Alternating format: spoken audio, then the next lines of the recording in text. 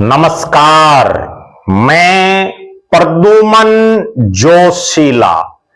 अगले कुछ घंटों में स्पष्ट हो जाएगा कि हरियाणा के कांग्रेस विधायकों का मरेगा जमीर या जीतेगा राहुल का करमवीर।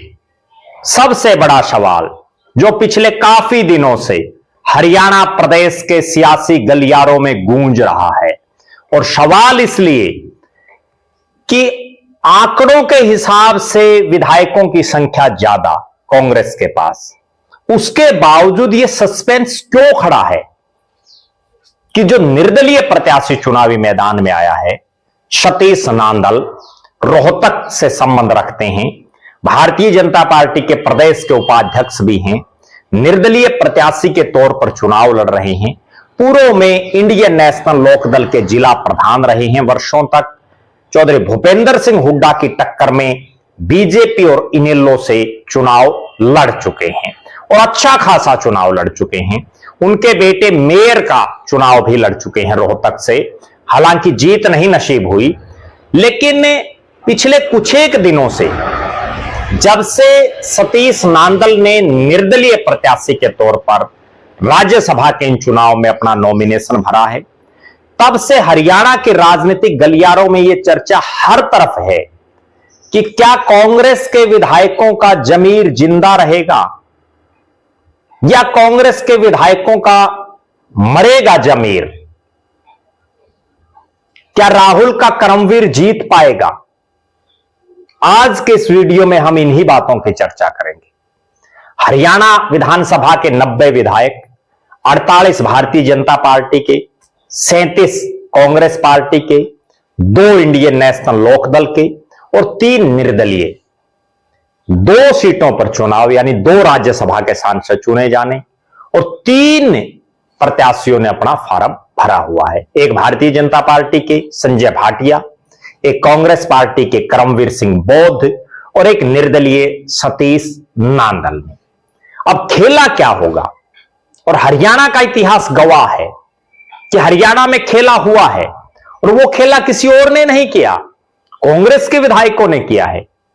आंकड़ों में तब भी कांग्रेस और कांग्रेस समर्थित प्रत्याशी की जीत निश्चित थी, लेकिन उसके बावजूद पहले कांग्रेस प्रत्याशी अजय माकन चुनाव हारे, सबने देख लिया।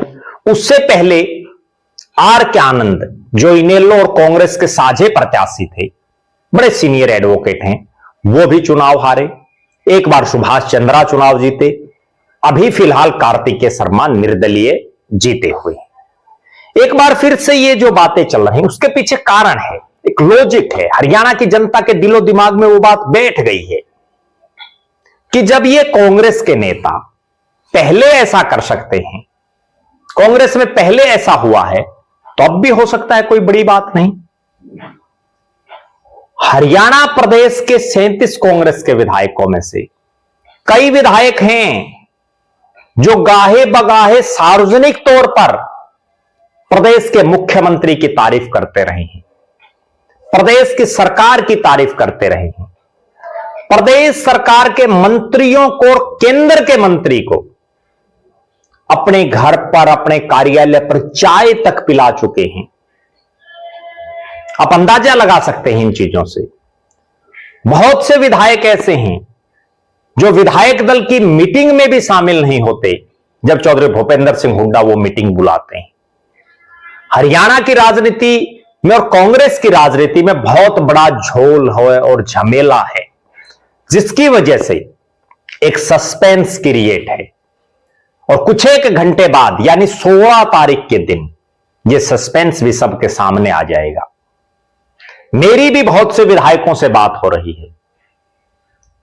कांग्रेस के विधायक भी उतने कॉन्फिडेंट नजर नहीं आ रहे कि उनका प्रत्याशी जीत जाएगा, और भारतीय जनता पार्टी के विधायक फुली कॉन्फिडेंट दिख रहे हैं कि दूसरी सीट पर भी वो जो निर्दलीय है वो जीतेगा, कांग्रेस हारेगी। और हरियाणा के राजनीतिक गलियारों में भी ये चर्चाएं हैं कि सतीश नांदल जो राजनीति का एक बड़ा खिलाड़ी है, भले ही खुद चुनाव नहीं जीत पाया, लेकिन उन्होंने चुनावी मैनेजमेंट के गुण उनके अंदर हैं। उनको पता है किस ढंग से चुनाव को मैनेज किया जाना है। और अभी तो सतीश नांदल एक चेहरा है, असली खेल तब शुरू होगा जब इस राज्यसभा के चुनाव में मनोहर लाल खट्टर साहब की एंट्री होगी, प्रदेश के मुख्यमंत्री नायब सैनी की एंट्री होगी। और अगर दोनों से भी कोई बात नहीं बन पाती तो ऊपर एक ऐसा नेता भी है भारतीय जनता पार्टी के पास, जो विधायकों को तो छोड़ दीजिए, सरकारों में भी तोड़फोड़ कर देता है, जिसका प्रमाण सबके पास है। अभी बीजेपी शुरुआती बैटिंग अपनी कर रही है। जब उन्होंने प्रत्याशी खड़ा कर दिया, जब उन्होंने एक निर्दलीय प्रत्याशी, भले ही वो इंडिपेंडेंट विधायकों ने उनको समर्थन किया है, लेकिन यह भी निश्चित है कि जो उनके प्रस्तावक बने हैं वो बीजेपी के विधायक भी बने मिलेंगे। हम वो लिस्ट भी आपको बताएंगे कि कौन कौन विधायक प्रस्तावक बने हैं, कौन संजय भाटिया के प्रस्तावक बने हैं, कौन करमवीर बौद्ध के बने हैं, कौन सतीश नांदल के बने हैं। असली खेला तब शुरू होगा जब मनोहर लाल खट्टर, नायब सिंह सैनी दोनों इसमें इंटरेस्ट लेंगे।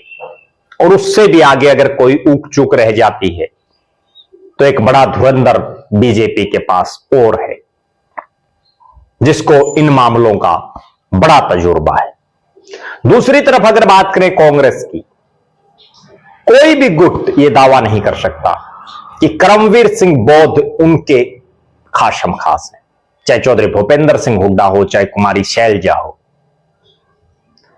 लेकिन जब राहुल गांधी के मार्फत सीधे प्रत्याशी उतरे हैं, करमवीर सिंह बौद्ध का प्रदेश की राजनीति में भी कोई बहुत लंबा चौड़ा नाम नहीं रहा है, लेकिन अब राहुल के करमवीर जीत पाएंगे, यह सबसे बड़ा सवाल है। हरियाणा के राजनीतिक गलियारों में और कांग्रेस के राजनीतिक गलियारों में भी यह चर्चाएं हैं कि कहीं एक बार फिर से उन्हीं की पार्टी के विधायकों का जमीर ना डगमगा जाए, कहीं एक बार फिर से उन्हीं के पार्टी के विधायक अपने प्रत्याशी के साथ खेला ना कर दे। हमारी नजरें हरियाणा प्रदेश के तमाम जो 90 के 90 विधायक हैं उन पर बनी हुई है। कौन विधायक क्या बयानबाजी कर रहा है, कौन विधायक खेला कर सकता है, किस विधायक पर डाउट दिख रही है, कौन विधायक ऐसा है जिस पर राजनीतिक गलियारों में संदेह है, वो भी हम आपको लगातार अपडेट करते रहेंगे। 16 तारीख तक हर अपडेट राज्यसभा चुनाव से जुड़ी देखने के लिए आप हमारे चैनल को जरूर सब्सक्राइब करें। हर अपडेट आपको मिलेगी। आपकी नजर में भी आपको लग रहा हो कि कौन सा वो विधायक है जो बड़ा खेला कर सकता है, उनका नाम आप कमेंट बॉक्स में लिख सकते हैं। आप अपनी राय दे सकते हैं कि सतीश नांदल जीतेंगे या करमवीर बौद्ध, क्योंकि संजय भाटिया की जीत लगभग निश्चित दिख रही है। आंकड़े उनके पास हैं, आंकड़ों के हिसाब से तो करमवीर बौद्ध की भी जीत दिखाई दे रही है। लेकिन इतिहास बताता है कि हरियाणा के राज्यसभा चुनाव में कांग्रेस के विधायक बड़ा खेला करते रहे हैं। क्या पता इस बार फिर से इतिहास दोहरा दे।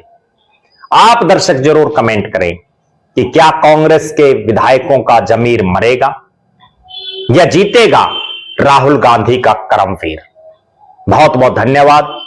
आपका अपना प्रद्युमन जोशीला।